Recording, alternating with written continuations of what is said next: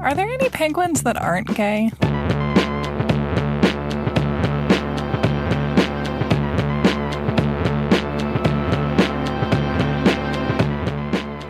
Welcome to You're Wrong About, the show where we learn that American history is really a long list of things that white people have been disproportionately afraid of. Ooh. It's true, right? We're getting to the point where, like, we can't do the premise of the show anymore because, like, you know too much for you to come in fresh to any of these issues. Well, it's a repeating pattern. I don't know the details, but I know that it's going to have, like, an ABAB structure. It'll be about some event spun out of context by some sort of pundit sophist type and then being politically mobilized by some aspect of American political, etc. And then we get to the bridge and then the chorus. Yes. And then there will be a chain email. I am Michael Hobbs. I'm a reporter for the Huffington Post. I'm Sarah Marshall. I'm working on a book about the Satanic Panic. And we are on Patreon at patreon.com/you'rewrongabout.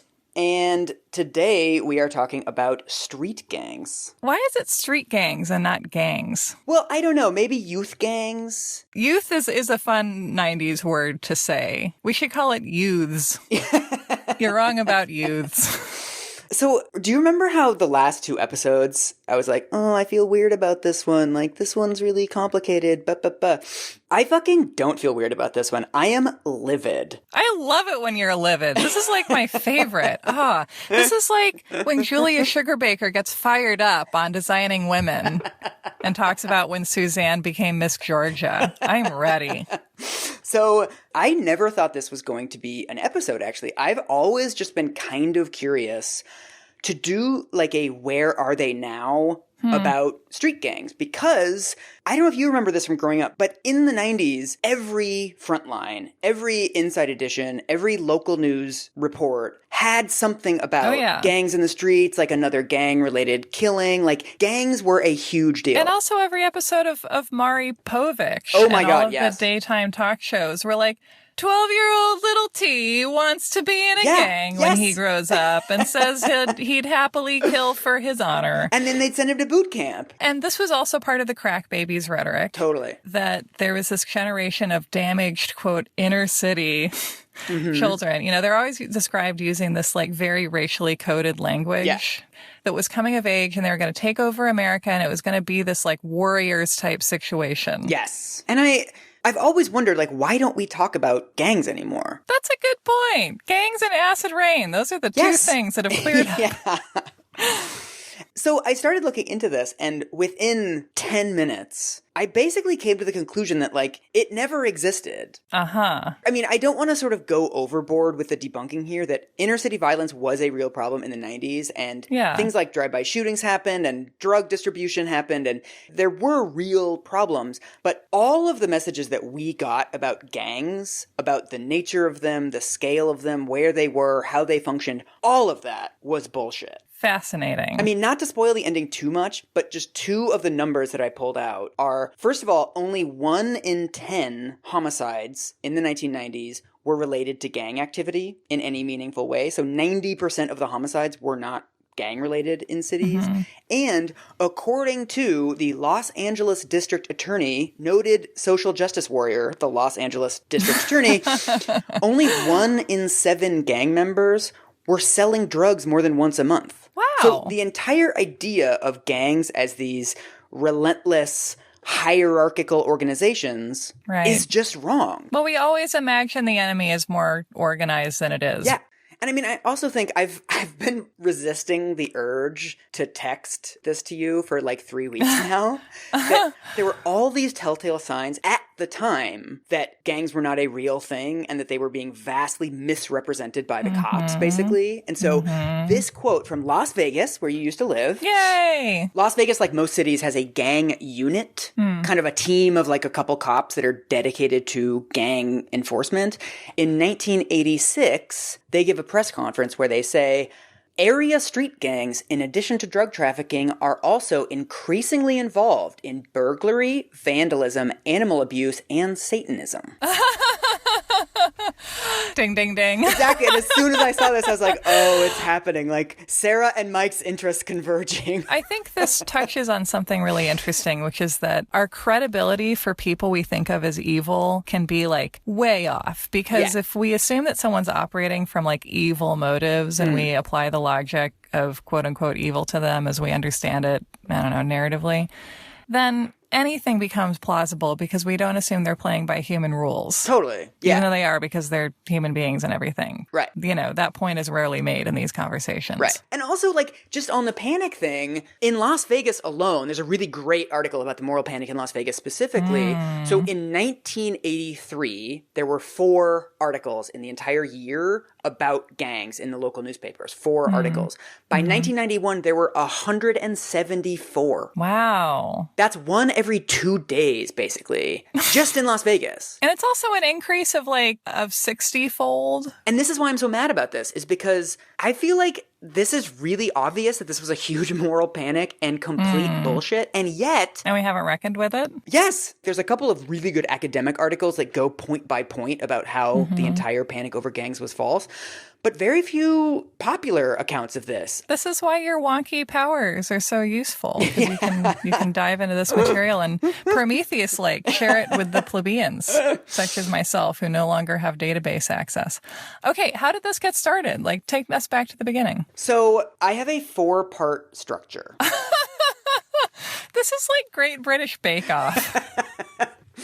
I couldn't stop myself because in all the reading about street gangs, it strikes you that it's the perfect moral panic. Like it's almost textbook. The structure that I'm proposing and what it occurred to me to do with this episode was create a sort of typology of moral panics. Oh, wow. Like what are the components of moral panics? Oh, yeah. Let's do it. And how do gangs personify that? Take my hand, Scully. So I have sort of 4 components of moral panics, and we're going to talk them through with gangs, but then these will all kind of remind you of other things. Of the satanic panic and so on. Exactly. And rainbow parties and everything else that we've talked about. The 2 scariest things in the world, Satan and consensual teenage sex. So the first rule of moral panics, and some of them don't actually fit this, and I want to talk about it a bit, but it feels like most moral panics start with a real phenomenon, right? Most of them do not come whole cloth out of nothing. Usually, in Stranger Danger, there were a couple Stranger Danger kidnappings and these awful murders of children. Or in the Satanic Panic, it started with revelations about the prevalence of child abuse in middle-class America and people's heightened anxieties about that. Exactly. And so with gangs, there was a problem with inner city violence in the late 1980s and the early 1990s. So there's a weekend in LA in 1990 where there's 6 drive-by shootings. Wow. And what's really interesting is, a lot of other cities, we think of gangs as something that is concentrated in places like Chicago, New York, and LA. But the panic over gangs was completely national. And so Denver had a big gang crackdown after they had 73 homicides. That is a lot. This was in 1993, and a lot of them were concentrated in the summer months. And so they still call it in Denver the summer of violence. Oh, wow. A lot of cities, Salt Lake City and Milwaukee and all these other cities had real problems with inequality, with violence. But so I want to give you a challenge. Oh, boy. Do you want to try to define a gang? Oh, gosh. I mean, if I were to try and give an accurate, useful definition of a gang, I would say that it is a social/business group of people who are involved in shared criminal/economic interests, but also have a sense of unity and bonding and shared identity and probably, some kind of relationship with rival gangs. Right. And, my 2 sources of information for this are West Side Story and The Warriors. And also this idea that white America has that the people or the groups of people it's scared of are concerned with them. Because we talked in the Urban Legend Spectacular episode about emails that went around in the 90s about gang initiation rituals where you flash high beams at someone or slash their Achilles tendon from underneath their car or abduct white women in parking garages and how we want the monster to be concerned with us. Right. It's interesting what you're saying in that the gang's moral panic, like the 90s period that we're mostly going to talk about, the origin of that is exactly what you just described. So the place that the moral panic started, the huge spike in articles about gangs, was the Central Park Five in 1989. Oh, that's so... And of course it inspired that because it concerned a group of wrongly accused children who were not a gang. Exactly. And so eventually these kids were exonerated, but at the time, the story was really horrifying. It was a white female jogger. She's jogging through Central Park, and 5 boys gang rape her and attempt to murder her, but she ended up surviving. Mm-hmm. It is this sort of perfect suburban terror narrative, right? Where it's like this nice white lady who's doing like a nice suburban thing. Right. As someone who grew up reading Anne Rule and thinking about under which circumstances I would be most mourned, because you have to think about white woman victim sweeps week, right? Yeah. It's really best to be abducted or assaulted when you're doing something wholesome, or to be last seen like walking your dog in broad daylight, you know, as opposed to going out at night, because that means he kind of were asking for it. Well, this is the thing. I mean, it's this the narrative that sort of travels around the country in 1989 through the tabloids and the media is basically, it's like this pack of like feral children that cannot be reasoned with. And they're so evil because they're so young. Exactly. And so this is a really key component of the gang's myth, that these are made up of people that are really young and cannot be reasoned with. So I cannot get over this quote from a Princeton psychologist who tells the LA Times in 1995, the new breed of predatory street criminal cannot be deterred. They can only be incapacitated. Okay. Oh my God. And this was a very common idea at the time, was that deterrent strategies don't work on gangs. Like, gangs are so predatory, they don't even respond to like Pavlov, dog saliva, ringing bells, like basic animal reward and punishment. It's a great way to bring eugenicist rhetoric in through the back door. And what's also really fascinating about this is that the central, to me, myth of street gangs is that they hold 2 opposing ideas at once. I read a million like Phoenix New Times articles and like Philadelphia Inquirer articles, like these random articles from the 1990s describing like Philadelphia has a gang problem. Like they're all exactly the same. And one thing they always mention is these 2 opposing ideas. So first of all, we have kids running around in these sort of animalistic packs of just doing crime for pleasure, doing crime spontaneously. They can't be reasoned with. They can't be deterred. And then you also have the word gang referring to large hierarchical drug distribution. National syndicates. Exactly. And so it's like, at the same time, it's small and spontaneous and informal, and it's also large and hierarchical and very formal. Isn't it amazing that we can only imagine our monsters capitalistically? I mean, one of the things that I think is really interesting is, you know, this is sort of the new definition of gangs. But when you look at, like, you know, the definition that you gave of gangs, of like an informal group of people, in reality, gangs have been around forever. Right. I read this really great ethnography of gangs in Chicago. Gangs are almost always defined as ethnic minorities. They're people that are outside of the sort of legal and political structures of power. Right. And so you form parallel power structures in order, because you're excluded by mainstream society in ways significant enough that you have to develop your own welfare nets and so on. Exactly, which is how we get the mafia, right? The mafia, you could easily call the mafia a gang, or you could call, you know, large drug cartels mafias, right? Like all of these terms are kind of interchangeable. And so what happened in Chicago and a lot of other cities is the beginning of the 1900s, there's Italian gangs, there's Irish gangs, you know, a lot of these immigrant communities who at the time are kept out of the workforce, kept out of politics. And what happens is, over the course of the 20th century, the white gangs just become government officials. They get elected to the city council. Yeah, like, they become aldermen.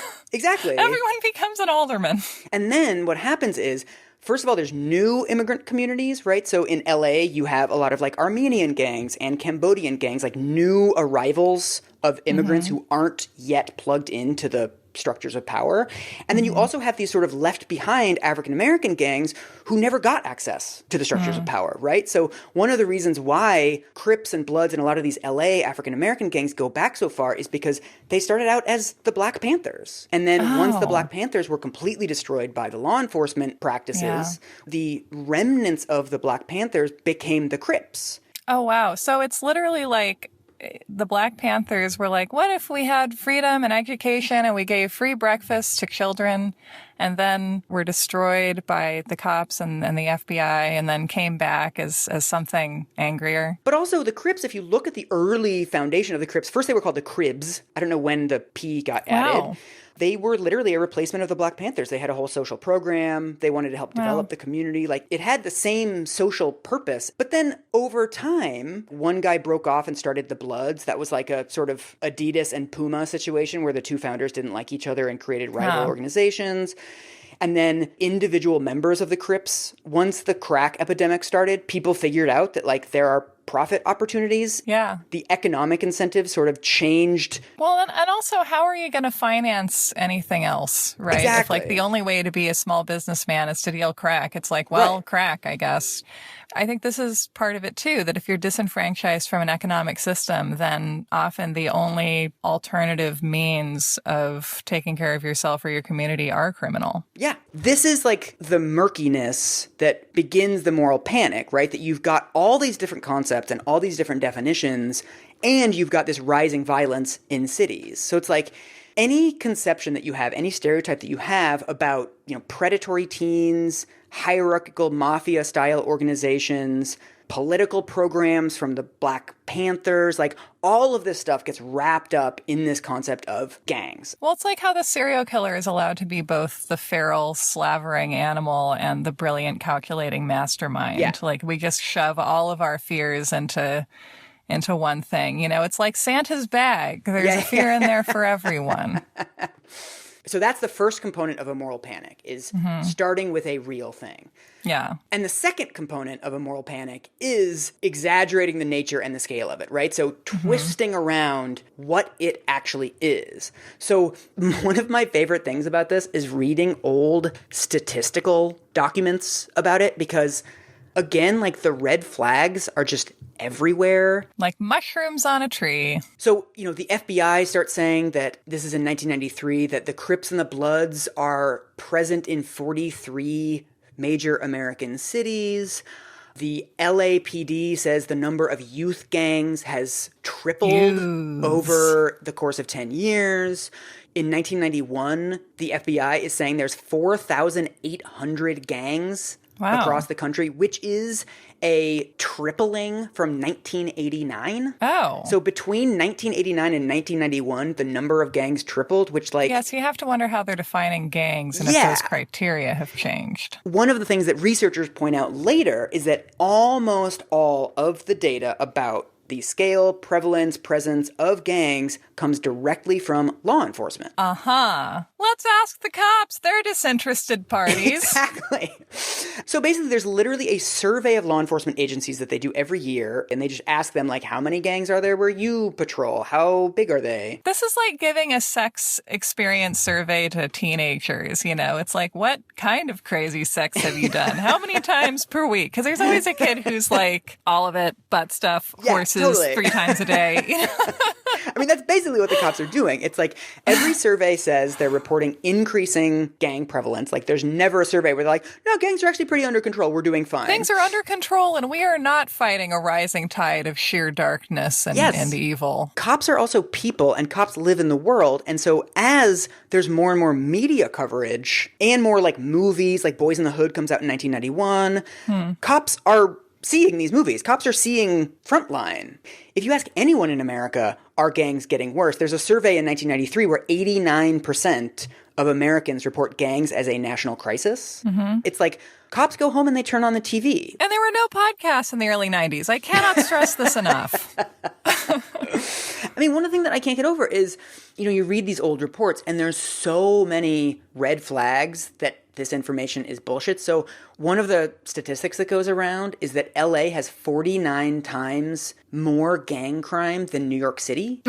Are they feeling competitive? It's used as, look how bad the gangs are in LA. But it's like, wait, let's think about that for a second. It would make sense if there were like 49 times more surfers in LA than New York, because there's like an obvious explanation for that. And, if you had something like there's twice the gang crime in Los Angeles than New York, you could say like, well, the unique history of the place.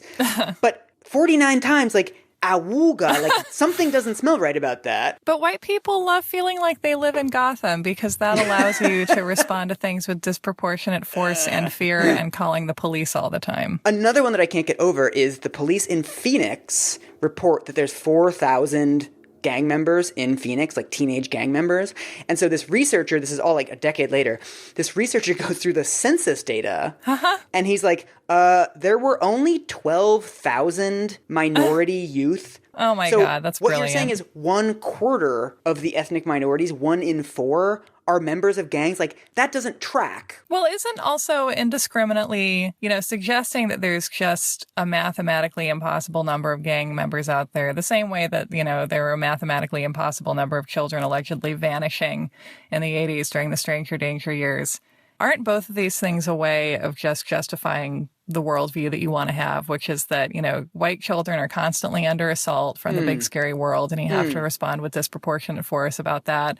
And also that if there's so many gang members, then any minority child you see could be a gang member and then you can do whatever you want. Well, exactly. I mean, one of the main messages of this that I came across in all of these reports from the 1990s is the overwhelming message about gangs was that they're about to come to the suburbs. Yes. They're like IKEA. They're always almost here. And one of the ones, so there's a 1987 Newsweek article.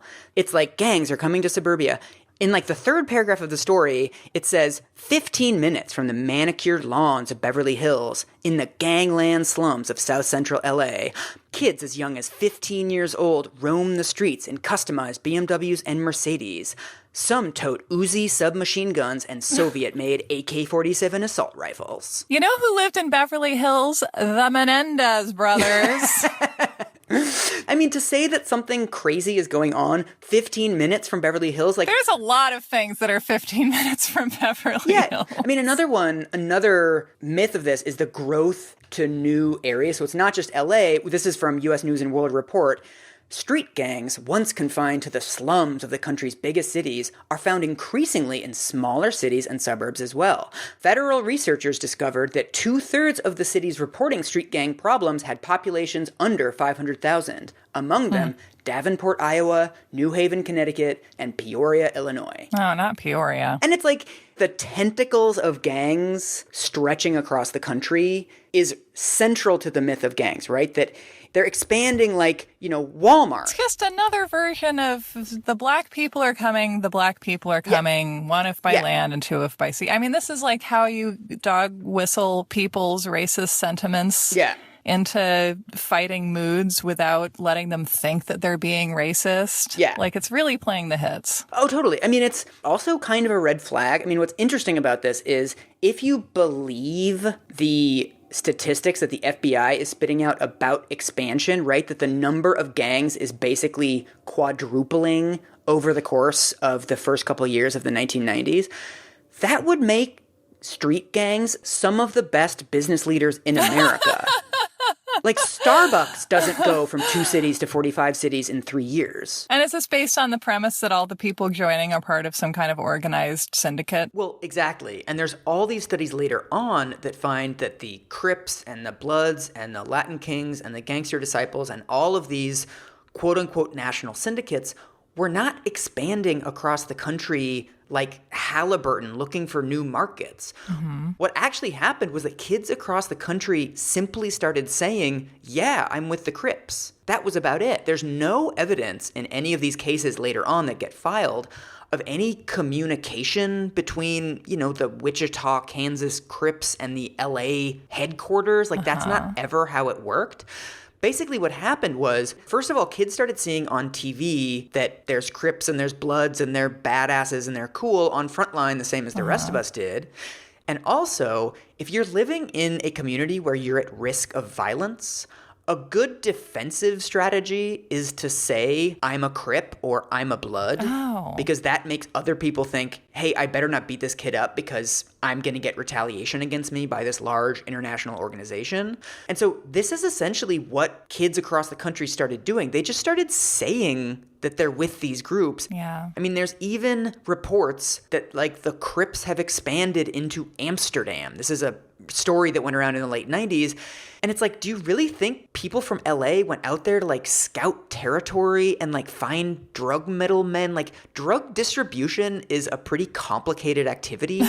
And so it's a little weird to think that they just went out and started doing location scouting. Like, it's really obvious when you think about it that this was not what was actually occurring. Yeah. The way that we should have been describing all of these, Crips and Bloods in Utah and New Hampshire is just like Yankees fans.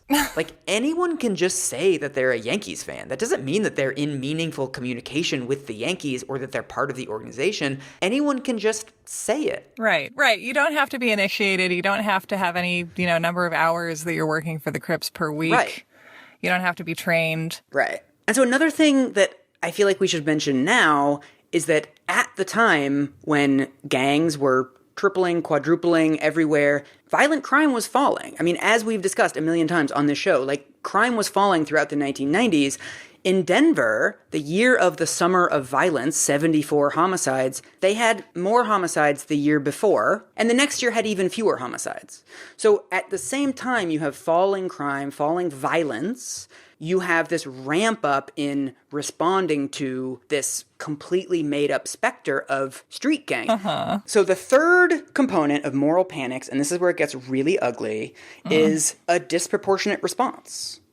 Once you've framed the problem as outsized and large and the mind flayer, then you have to respond to the threat that you've created. And then all you can do is interrogate a lesbian nursery school teacher for 11 hours without counsel. And so the first thing that happens is that police departments around the country start setting up dedicated gang units. So, like, okay, we're going to tackle this problem. We're going to take 10 guys and we're going to separate them out. Oftentimes they would put them in a different building. They would have completely different sets of protocols and procedures. And, like, their job was to eradicate gangs. So half the law enforcement agencies in the country, half the cities, set up dedicated gang units in the 1990s. I don't think eradication is really an ideal goal. It's not great. The language. It's impossible. And so you're setting yourself up to either fail or lie about having failed. Yeah. What's really interesting is, to use international development language, there was never a theory of change, right? There was never like, okay, first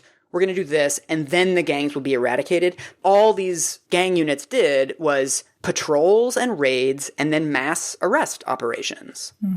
So in 1988, there's something called Operation Hammer in LA. That sounds bad. It's bad. In the first 2 days, they arrest 1,453 people. Well, why does our legal system have to be run by a bunch of maladjusted 12-year-old boys? Well, I mean, it is very, like, teenager logic. It's basically just like, we're going to be mean to these people and then they'll stop being in gangs, as opposed to, we're going to be mean to these people and then they're going to form gangs in solidarity against us, which is basically what happens in LA. I mean, the main driver of this in LA in the early 1990s is this number that goes around all the time that the LAPD keeps saying that gang members outnumber the LAPD. It's like the saying that a woman is more likely to be struck by lightning than she is to be married after she turns 40. It's something you say because it feels true, which is fine if the context is Sleepless in Seattle, but not if it's policing Los Angeles. One of the things I can't get over is just how comprehensive all of this was. So cops started sending police officers into schools. Oh, right. And like narc on 15-year-olds. Yes. The Lord's work. A thing they did in Las Vegas was they would raid crack houses, but they started bringing the media along. Oh, my God. They would get intelligence that, like, some random suburban house was a crack house, and then they'd call, like, Channel 7 or whatever, and they'd have them in the back seat to watch the raid go down. So they are deliberately producing images, and they're reproducing this narrative that gangs are out of control. They're doing PR. Yes. And the 80s are also really like a halcyon time in the unholy union between American media and law. Oh, yeah. I mean, I think this is one of the best examples of this 15-year collaboration where the cops are providing all the statistics. They're providing all the evidence that gangs exist, right? They're providing the homicides. Like, they're telling the media that these are gang-related homicides. They're giving them the quotes. Totally. And, you know, one of the things that comes up later is that it turns out one of the reasons why LA has so many gang-related homicides is because they define any murder of a gang member as a gang-related homicide. Interesting. So they would classify, like, a dude whose girlfriend shoots him because he cheated on her. Mm-hmm. If they suspect that guy of being a gang member, they'll call it a gang-related homicide. Or if two dudes get in a fight at a bar and one ends up stabbing the other, they'll call that a gang-related stabbing. That's like calling my death a podcasting-related homicide because I make podcasts. But again, like, the media isn't questioning this at all, right? The media is just like another gang-related homicide in LA tonight. Right, because the media knows that the public wants to buy a hot piping slice of gang-related homicide. Yes. That's the thing. It's just an unconscious collusion. You know, no one sets out to lie, but the media is like, hey, it would be great if, I don't know, I mean, hey, does it seem like there's like more and more gangs and you're more and more under assault and things are getting scarier and scarier, and the cops are like, yeah, it is like that. And especially since gangs are on the news so much. And another thing that's really striking is that the media never looked into all of the bananas corruption within these gang units. Mm-hmm. This is like such an obviously bad idea, but they set the gang units apart, right? They would put them in a different building. They would have different staff. They would have different procedures. Oh, they're like the varsity jocks. Yes. And there's a quote from, I believe it's in Salt Lake City, where the chief of police tells the media, oh, I have no idea what the gang unit's doing. They do their thing. First of all, it's just bad policing in that gangs are affecting, you know, drugs and violence and all these other things that police do. So why would the gang unit be separate from all these other things when, like, the reason gangs are bad is because they're doing drug stuff and murder stuff. So why would you separate the gang people from the homicide and the vice people? Like, it doesn't make any sense. Right. And then, because they have literally no accountability in a lot of cases, all these gang units are super corrupt. So the famous one is the Rampart scandal in LA. Talk about that. I have no idea what this one is. This is unbelievable. So in 1998, a gang unit police officer named Rafael Perez was found to be stealing 8 pounds of cocaine from a police locker. That's a lot of cocaine. Then, because they offer him a plea deal, et cetera, he agrees to talk. What he reveals is that for years, it's called the crash unit, which stands for something which I forget about. Creating and rationalizing allegedly safe help. So this is from a Department of Justice study that a couple of years later, after all this is over, Perez talked about framing cases against some 100 people and implicated scores of other officers. Perez admitted that he and his partner had shot one Pico Union gang member in the head and then planted drugs and guns near his fallen body. The brain-damaged victim, released from prison after Perez's testimony, had been sentenced to 23 years in prison for his quote-unquote crime. Perez testified, this is so fucked up, Perez testified that potential witnesses to police misconduct were handed over to the INS for deportation. Okay. Oh, my God. Officers in the unit were awarded plaques that celebrated incidents in which they had wounded or killed people. No! They had to go to a trophy store and order plaques and fill out... They had to go to petty cash to commemorate their violence. I mean, can you... Wow. Unbelievable. That's really bad. That seems like a lot of people have been doing this for a long time, if they're getting plaques. Oh, absolutely. And this is one that makes the news because there's this prosecution. But then there's been now all these investigations going back through the records, going back through the archives of all of these other gang units. And there's one in Las Vegas that the gang unit members participated in a drive-by shooting of other gang members. There's one in Chicago where gang unit officers helped local gangs import cocaine from Miami. So it's like structurally, there's just no one minding the store. Can I throw you some galaxy brain? Do it. Okay. What is a gang unit but a group of probably young men who have an intense bond with each other based on I a know where shared this is going. identity and sense of purpose. Where am I going? This actually comes up in a lot of the literature, right? That it's like, Really? Again, because the definition of gang is so tricky, Yeah. that like, what is the difference between a gang unit and a gang, right? Outfits. The answer is always outfits. I mean, one has legitimate power and one has illegitimate power. Right. It's legitimate versus illegitimate power, the great dyad of the Godfather movies. And they're the same because power is power. Yes. It always operates the same way. It has the same structures. It destroys people in the same way. It creates opportunities for abuse in the same way. Power is power. And I mean, to me, it's like, one of the main flaws in this entire gang unit system is, I mean, not just that they ended up corrupt, but in their non-corrupt actions, what a lot of these reports afterwards point out is that they were not doing any intelligence gathering. Right. They weren't even like trafficking cocaine and writing down stuff that their co-traffickers were talking about. They're just like, do. Right. Trafficking. There doesn't appear to be any attempt to understand how gangs work. One of the things that gets debunked later is that the myth that like gangs have these like Baroque initiation rites and like once you're in, you can't leave. That's not true. The majority of gang members are members of gangs for less than a year. Mm-hmm. And most people who leave gangs, it's like leaving a band. You're like, I had a kid and I got busy. You're like, my job switched my hours and so I couldn't rehearse anymore. That's how most people leave gangs. Or if you're Lindsey Buckingham, they're like, honestly, we just can't stand you anymore. Please go.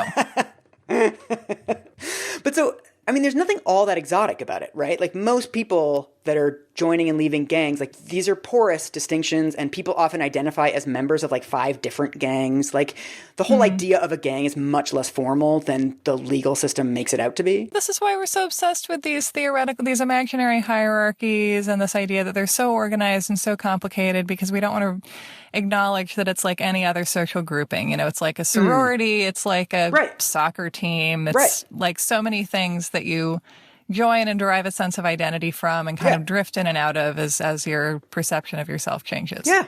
And this is something where, now people have gone back and done all these correlations of like where were their gang units, how big were their gang units, etc. And what they find is that the gang units, of course, don't track quote unquote gang activity or crime rates. What they track is the availability of federal funding. So when there's like grants going into cities, you see more gang units and larger gang units. Like Denver had a 43-person gang unit, and like Denver has problems just like every other city, but like 43 people dedicated to gangs alone is wildly excessive. It's a lot of people. One of the consequences of the fact that they're not doing any basic intelligence gathering is like there's all these former gang members. Right. A lot of them are actually anti-gang. A lot of them left gangs because they were afraid of violence. They thought it's not worth it. They thought this is young and stupid.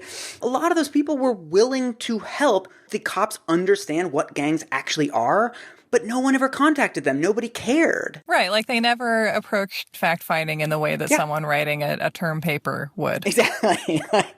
Or someone researching a podcast. I mean, one of the other reasons why these were so ineffective is that they started doing something called civil injunctions, where, this is nuts, they basically file a restraining order against a gang on behalf of a city. And so this is one of those things that was not widely covered at the time, and when it was covered, it was described as like a good thing, like, wow, it's great that they're cracking down on gang members. It's so weird. This is the LA district attorney requested a restraining order spanning 26 square blocks south of Beverly Hills with 24 specific prohibitions, including congregating in groups of 2 or more and remaining in public streets for more than 5 minutes at any time of day or night. Ugh. They're also banning quote unquote gang colors, which is like a lot of the colors. Like this is not an easy injunction to comply with.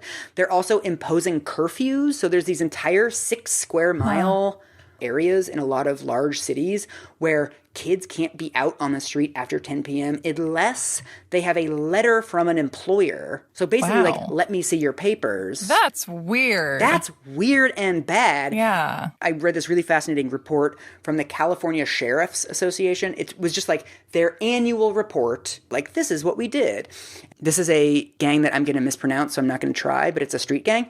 And this is them bragging about it. The injunction prohibits members of the gang from committing acts such as assault, associating with other members, wearing Dallas Cowboys attire, and staying out past 10 p.m. I mean, especially if you have a crackdown on, freedom of assembly, that's bad. It's bad. And then also, a huge component of this is that they're basically saying, if you're a member of this gang, then you shouldn't be out past 10 p.m., blah, blah, blah. But it's like, well, what's a member mean? Who's defining who is a member? And if the police are defining it based on their expertise of almost zero, yes, it's not as if you can prove the police wrong very easily once they've made a decision about you. There's a story of a kid in Phoenix who, in an 18-month period, is accused of being in 3 different gangs, none of which get along with each other. Well, it's like being accused of being a Satanist because, again, it's like the feared thing is kind of imaginary. So you can project it onto almost anyone. This is unbelievable. In LA County, these gang injunctions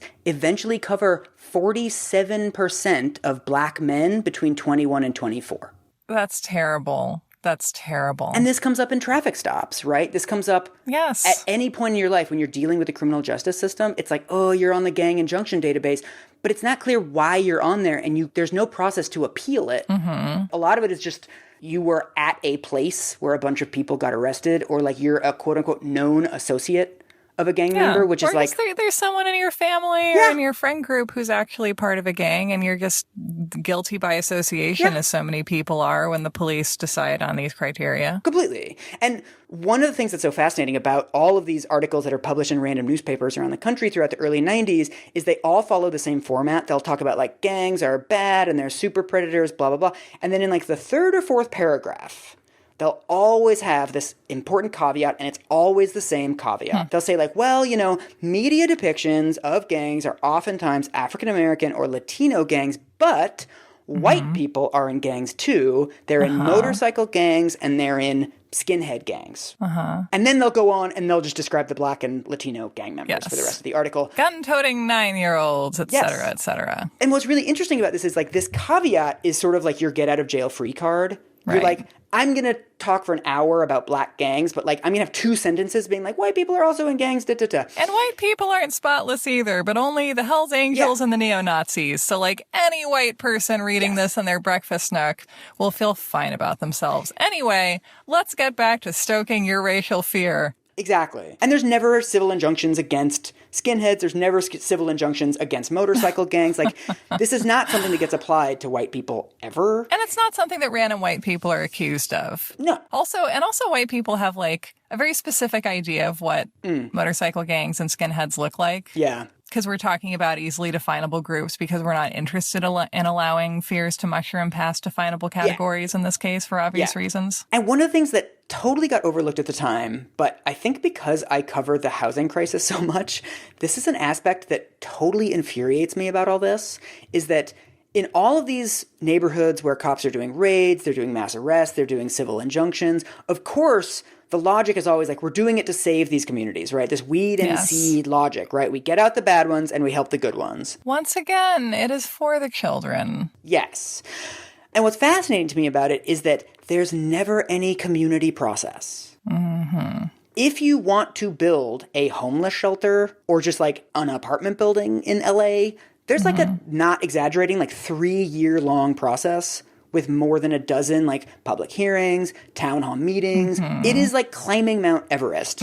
And yet we have cops sending out gang units, imposing fucking curfews in these neighborhoods, and there's never a town hall meeting. Well, neighborhood character is more important than constitutional and civil rights, Michael. We all know that. This to me is like really the original sin of all of this moral panic, is that like we know better than the people living in these communities. Yeah. Like, obviously, like, older people or, like, middle-class people living in low-income neighborhoods, like, they don't care about gangs. They're not worried about guns. They're not worried about their kids being struck down by violence. No, they don't care. Anyway, we care. So we're going to devise all of these methods for stopping gangs over the heads of the people who are actually being affected by this. There's a survey of cops in South Central where 2/3 of them say, I don't see any point in going to the community about this. Like, I don't see why we would have to ask. What the fuck? It's because they're like, why bother? Why ask? Why? Wow. And I think this is something that, like, there are vast ecosystems of civil society organizations in low-income communities, many of whom are already dedicated to preventing people from joining gangs and preventing violence. Like, this is something that these communities are intensely concerned about. Like, there's so much happening in these communities that they could have just fucking asked. Yeah, it's like they're acting as if they're researching some alien enemy that they can't contact or communicate with. So that's like the first layer of response is like on the ground law enforcement. The second layer of response is laws.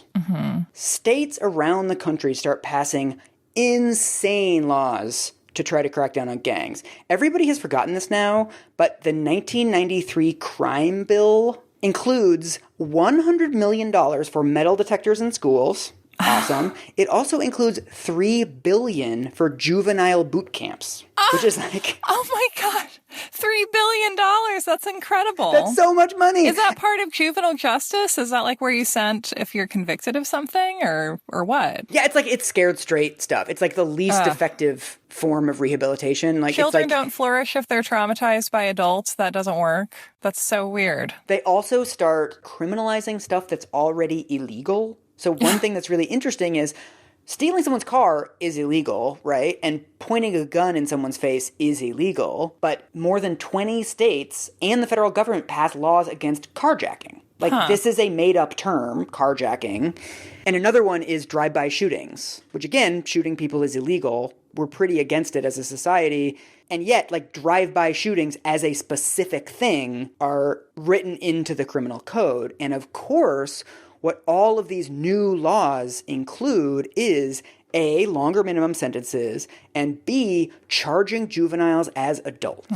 This is a huge component of this, that because these kids are like predatory young monsters and they're like Village of the Damned style kids and they can't be reasoned with, all we can do is put them in jail for life. And so some of these laws make it mandatory to charge juveniles as adults. So even if you get like a cool prosecutor who's like, you know what, you're 12, I'm not going to throw the book at you, they don't have that power anymore. And I've never understood this because the argument is always, because of the seriousness of the crime with which you are charged, we must charge you as an adult. And it's like, okay, to be fair, this is not my area, but I always felt that a cornerstone of criminal law was that you're innocent until proven guilty. Right. And you can only be proven guilty by having a trial. Yes. So if you're charged with a crime as if you're adult because of the seriousness of the crime, it doesn't work. Like, it doesn't connect logically. Right. These things are so anathema to each other that it makes you realize that, like, you know, innocent until proven guilty is like more of a thing that people say than anything else at this point. And so much of this is about sort of making gangs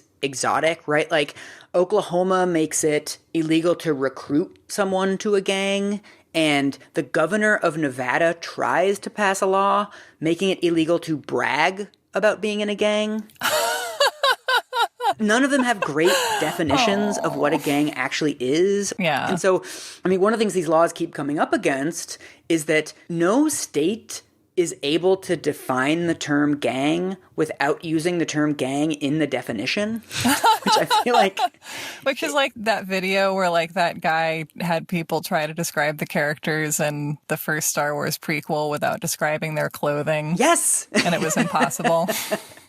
Yeah. So in Florida, Florida's definition of a criminal street gang member is a person who engages in a pattern of criminal street gang activity.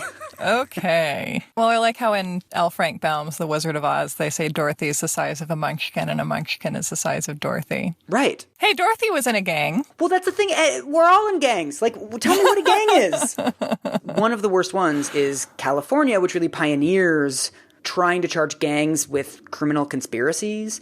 And so in their abysmal law that passes in 1988, they define a gang as, I'm going to read this really slowly so we can really dwell on each one of these components. Oh, Lord.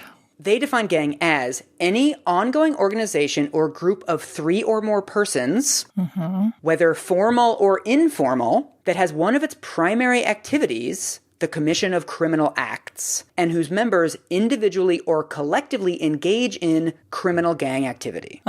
Gang activity. So it's like it can be big or small, it can be formal or informal, and all it has to do is one of its primary activities has to be crime. I see what you're getting, or something you might be getting at here, which is that now if 3 people conspire to commit some kind of crime together, you can call them a gang. Yeah.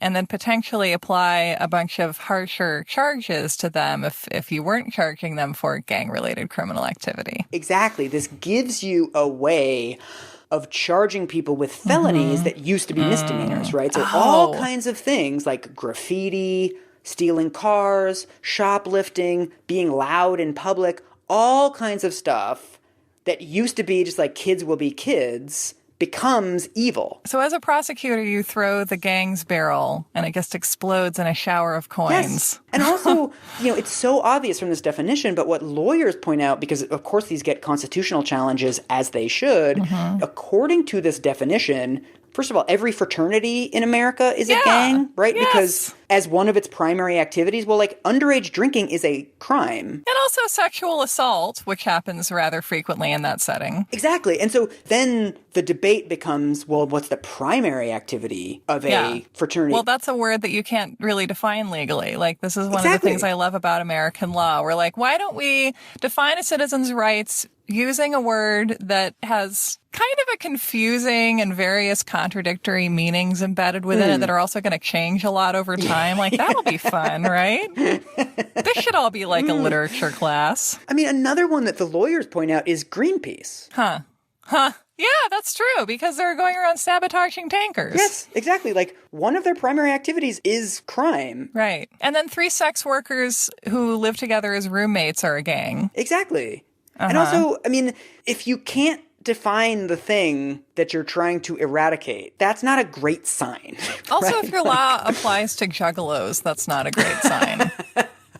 And so what starts to happen as soon as these laws get passed is that you have 30, 50, 80 people getting charged with a small cluster of crimes, right? So California passes a law in 2001 that allows gang members to be prosecuted for crimes that they benefit from. Wow. So they don't even necessarily have to have known about the crime in advance or afterwards. Any crime that benefits the organization, anybody can be charged with it, basically. Well, that's just silly. So one of the most fascinating articles I came across was an analysis of every single charge under the RICO statute. And RICO is organized crime. Yeah, RICO is the law that they wrote basically to take down the mafia. But so these are the conspiracy charges. So they find 115 street gangs and 3,000 people were charged between 2001 and 2011.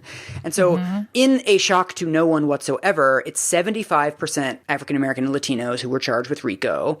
And the authors go into this in great detail of even under the RICO Act, there's no clear understanding of what exactly is a gang. So they use the example of, on March 9th, 2011, police officers arrested 5 white adults at a North Carolina residence for running a meth lab.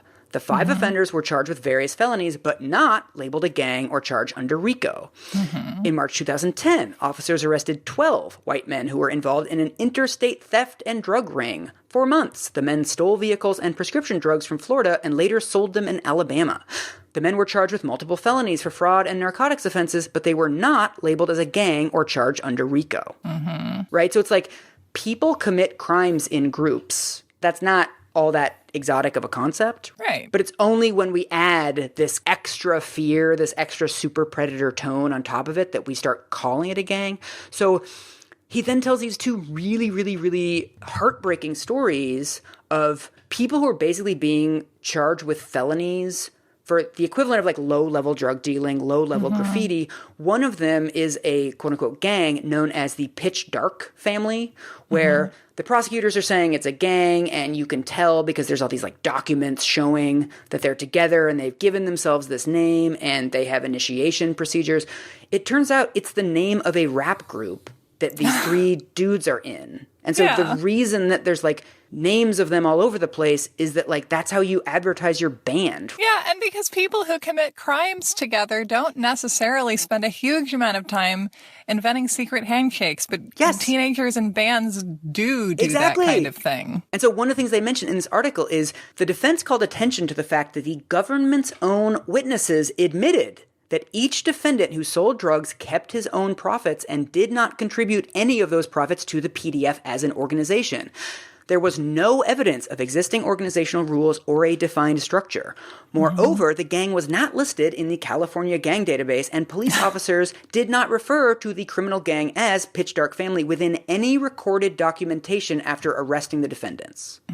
So it's basically something that the prosecutors came up with to get longer sentences. Prosecutors gotta prosecute. Yes. And there's also the really heartbreaking one is these girls. So about a quarter of the gang members in the country estimated are female gangs. Really? Yeah. I would never, ever, ever have guessed that. But then, of course, like, what does gang mean? Where is this information coming from? Like, yes. Is it because girls like to give cute names to their friend groups more often? Is that the reason? Well, listen to this. This one sucks. Oh, God. Basically, it's a girl gang who is known as the Wolf Pack. Like, everybody knows them as the Wolf Pack. Everybody calls them the Wolf Pack. They get busted with, again, selling small amounts of cocaine, some, like, criminal mischief-y type of stuff. And, you know, of course, the prosecutors painting them as these, like, remorseless, terrible, you know, criminal organization, whatever. Their mom comes and testifies and says, I'm the one that gave them that name because they all grew up together and they would play out on the street. And I would make them food after school. And I would say, wow, you're hungry as a wolf pack. I'd better make more food. And so this became a joke that she would have with the other neighborhood moms. Like, oh, the wolf pack's going to be home soon. I better make some sandwiches. And the other moms started calling them this. Oh, my God. And so this perfectly normal, perfectly nice name for a group of girls then becomes a reason to prosecute them even harder. And the defense doesn't work. They get prosecuted under RICO. It's amazing. And so, again, we're making this completely normal behavior exotic. Like, how many teenage groups call themselves by some cheesy-ass name? Like, this is... Okay, my best friends and I in high school had a group name. There were three of us. You know what we were called? The Plant Posse. Because we liked to sit quietly in nature and play mandolin and listen to Devendra Banhart and so on. Gangs. We were a gang. We did some criminal mischief. Oh my God, I was in a gang. You're always the last to find out. I mean, one of the things that's really striking about the definitions of gangs that are in all the legal documents, that all these laws that passed in the 1990s, is that hierarchies are nowhere in there, right? The things that are supposed to make gangs uniquely dangerous, right? That everyone is kind of contributing money back up the chain. Everyone is contributing to this like corporate structure and like spreading into the suburbs. That's not in any of the legal definitions. The legal definitions are all to catch the wolf packs of the world, right? It's all low-level stuff. It's like you have signs and symbols that indicate your membership. None of it is about your trafficking drugs across state lines. So it's like the myth that we are sold about gangs is that we have to eradicate them because they're so hierarchical and they're so sophisticated. But behind the scenes, all this is used for is just to go after low-level, 15-year-old kids that are like spray painting graffiti and like stealing cars and doing other like not great, but also like not particularly nefarious teenage shit. But also if a white kid did it, they'd still go to college. Completely. I mean, that's yes. Yeah. So why were we so compelled to incarcerate 15-year-olds in the 90s? Like, why did that make us feel better? I don't know.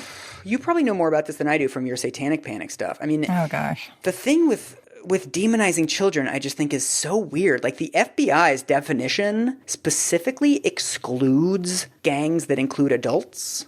So like they really laser focused on kids 12 to 18, which to me is totally baffling because again, if we're supposed to be worried about these like big corporatized gangs, like those are not being run by 18-year-olds, right? Like drug lords are not 18. Yeah, good point. First of all, there's the level of implausibility of having, all of these hierarchical, national, international, highly organized, highly controlled gangs across the nation, you know, because there's criminal syndicates that work that way, you know, so that's not crazily far-fetched. But then they're like, oh no, but they're all children. It's like, right. Really? You're telling me that a bunch of 18-year-olds are running some kind of like Kids from E.T. Colombian cartel type of a job? Like, what's happening? Why do you think the kids thing was so scary? Well, I mean, if I think about this and then about the rhetoric about super predators and crack babies, you know, these are all ways to essentially arrest and incarcerate non-white children as soon as we possibly can. Right. White panic and white anxiety are forces that are easy to kind of whip into volatility. Right. Again, now that we're talking about like an organized effort to do something, I think that, you know, another easy sell is convincing scared white Americans that their anxieties about people of color are true. And so these are all easy political gambits. And the belief that crime is rising and there's all these horrible murders all over the place is also something that sells newspapers and commercials and makes everyone involved a lot of money. So, you know, I don't think that there had to be an architect here, but I think that a generation of essentially non-white children became the fodder for various systems that profited powerful people in various ways. And also, like, not to play too many of our greatest hits. Why not? Let's just lean into it. This is a medley. But it's like, it's sort of the thing that we've come back to a couple of times of like, what do you not need evidence to believe? Yeah. If somebody said, like, there's teenage kids in Peoria, Illinois, who are both super predators and sophisticated business leaders expanding across the country, we would have been like, I need to see some documentation on that. But if it's like kids in low-income communities, Black kids that are different from me, kids that live in a different place, it's just easy to believe because it's like they're already exotic. And you don't really think it through. You don't like do the step-by-step analysis that you would do if it was somebody who looked like you.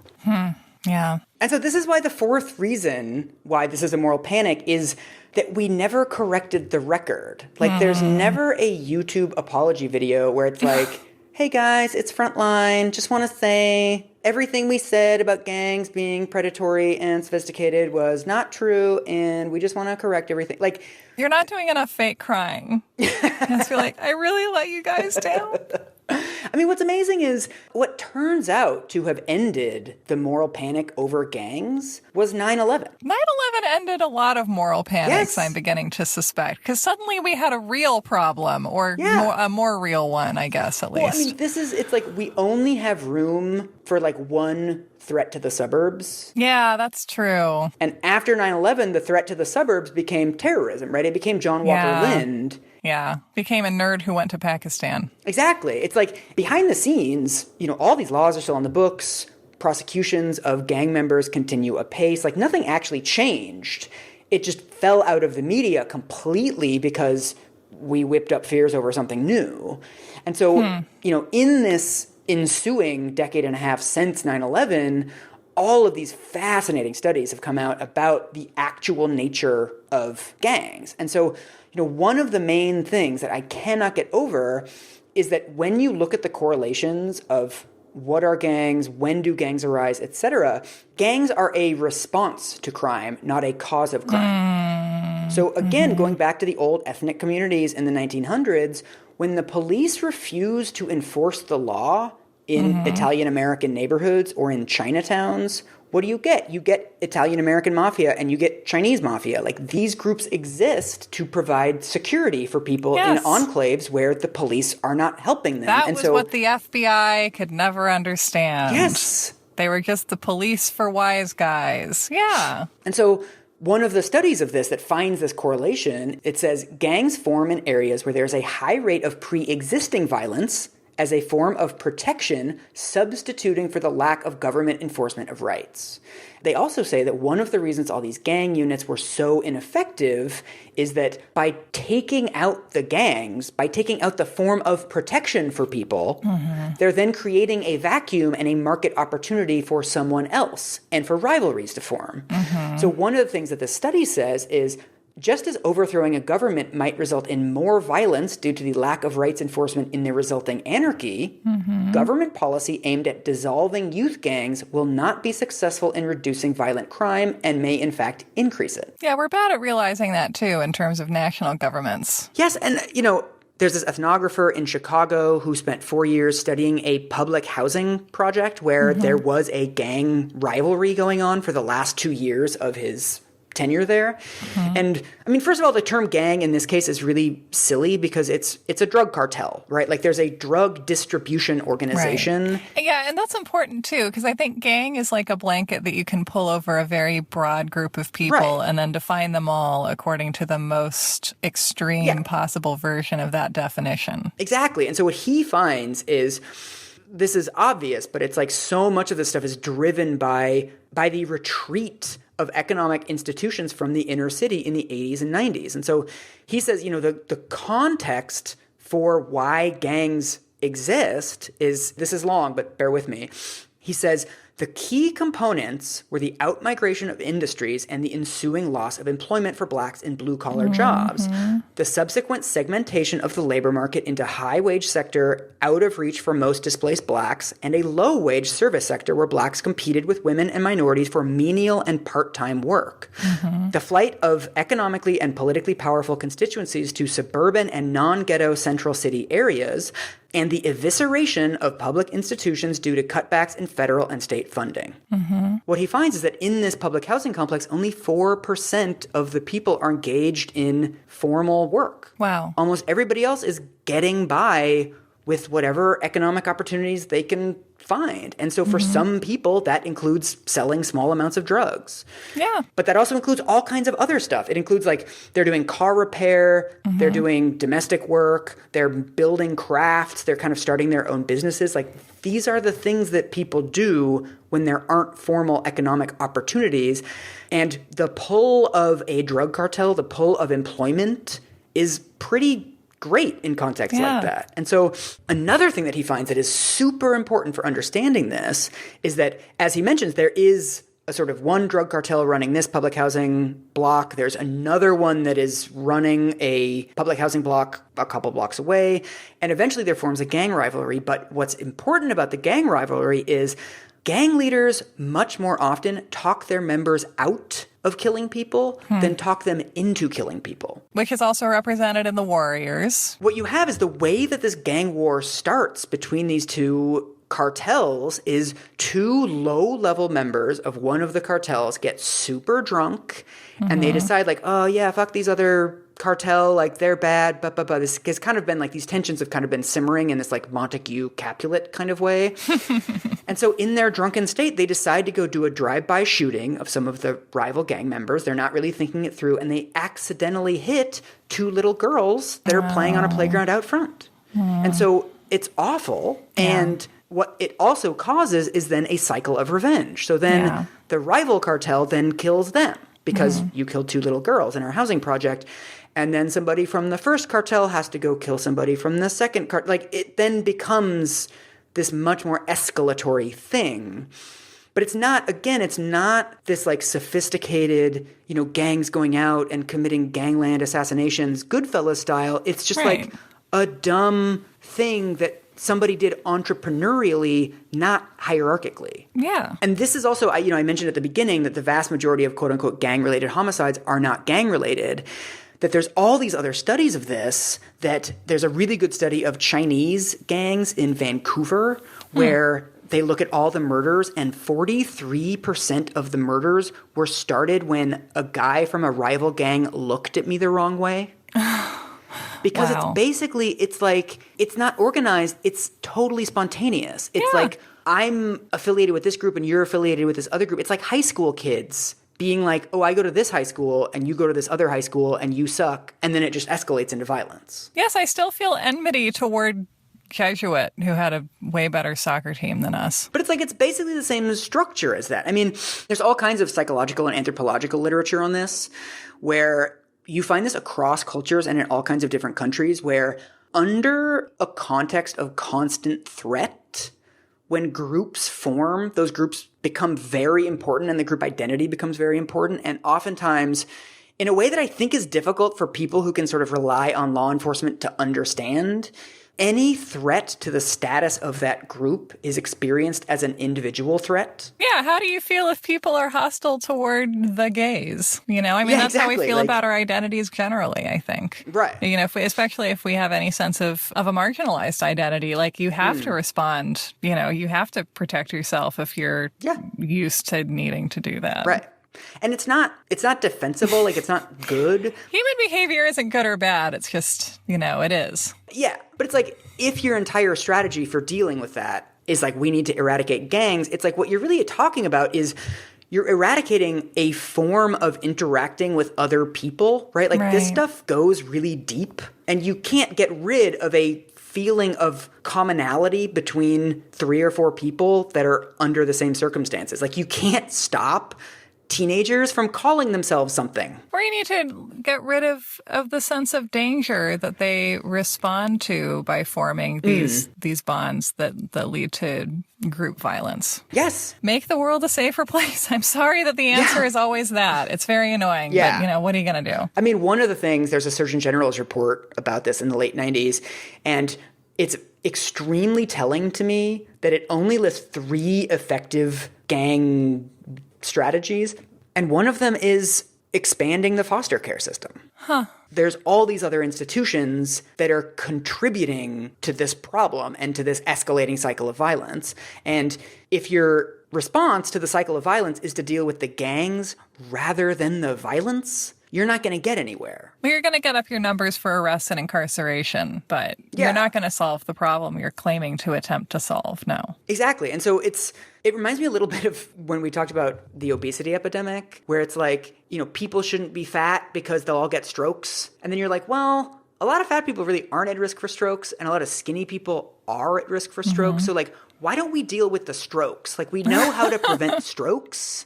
And why don't we just get rid of this, like, middleman concept of obesity and just, like, deal with the thing we want to deal with and know how to deal with it? Yeah, but no one likes that argument because what we really want to do is confirm our anxieties as dominant culture, right? Like, nobody likes the person who points out that the fake reason doesn't work, right? Yes. Like when your mom is like, we can't have Aunt Tricia stay with us because we don't have a fold-out couch in the basement. And you're like, but we do have a fold-out couch in the basement. It's like, no, the reason we can't invite her is because she's had an affair with the Volvo dealer and we don't, we're uncomfortable about it. I mean, and you can see the same logic in the way that we construct the drug problem of gangs, like the ways in which gangs contribute to drug trafficking, where, again, all of this research starts coming out in the 2000s about how gangs are actually dealing drugs. And so the vast majority of quote-unquote drug gangs, these cartels really, it's like 1 or 2, maybe 5 people at the top and hundreds of super low-level people that are not dealing drugs particularly often. Like an MLM. It's exactly like an MLM. It's totally multi-level marketing. The literature compares it to franchises. Like if you run a McDonald's franchise, you're not chatting all that much with other McDonald's franchisees, right? Like you're doing some vertical communication, like up the chain to whoever's giving you the hamburgers or whatever. But like they're not really giving you orders day to day about like, oh, you were late yesterday, Bob. You got here at 9:20 a.m. Like they don't really do that. It's much more just like buy $100 worth of drugs from somebody and sell it for $150, like one piece at a time. So in this later study, they find that 50% of quote unquote gang members also have formal work. So a lot of them have jobs, but they're just like selling drugs is something they do on the side for a little bit of extra cash. It's not their primary occupation. One thing that's really interesting, this is the same study, says the consensus appears to be that drug trafficking is usually a secondary interest compared to identity construction, protecting neighborhood territory, and recreation. The study in St. Louis says the drug sales are, quote, poorly organized, episodic, non-monopolistic, and not a rationale for the gang's existence.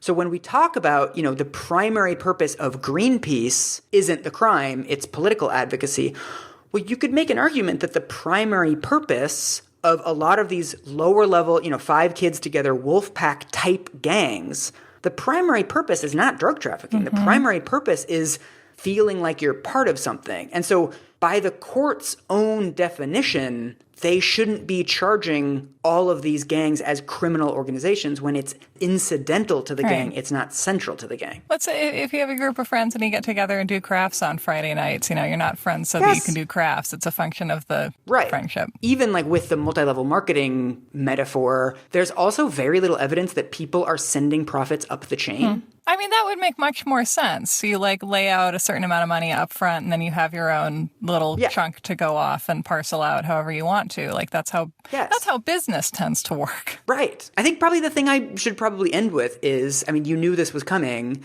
but when you compare rates of juvenile delinquency across races, you see that white kids are just as juvenile delinquent as black kids. There's no, when it comes to graffiti, stealing cars, being out just doing dumb teenager stuff, there isn't a lot of racial difference. Of course, this entire problem has been constructed in contravention of all available evidence. Great. So is anything true? Is there anything that we were that people were saying in the 90s that was not a complete exaggeration or made up or... Saved by the Bell? That was... Yeah, they probably did have a very special episode about gangs. So much of this to me goes back to the way that common behavior gets turned into something dark and devious when somebody else does it, right? That what we were really talking about with these gangs was representing your high school or having a group of people that you hang out with and you're proud of and connected to, which is just a feature of humanity. That's something that people do everywhere. And so we found a way to tell that story as something deviant and wrong and gross, but it was much more important at the time to try to sort of do the opposite thing. We have a problem with making exotic behavior normal. That's the direction that I think we struggle with, especially as media, of being here's a thing that maybe you're not super familiar with, but it's actually more or less the same as what you do. And it's not that hard to see it. You have to, if you're not trying to spin it as this far off scary thing, then it's pretty easy to see that. Can you say again, what are the 4 stages of moral panic so that we can recognize when we're experiencing one? They were start with a real thing, mischaracterize the nature and scope of the problem, respond disproportionately, and never return to debunk it later. What do you think? What did I miss? Well, I guess the one thing I would add, and I don't think this is part of all moral panics, but I do think it was part of the satanic panic, is something where you identify the problems within dominant culture and then project them onto an outsider group that you can then vow to eradicate.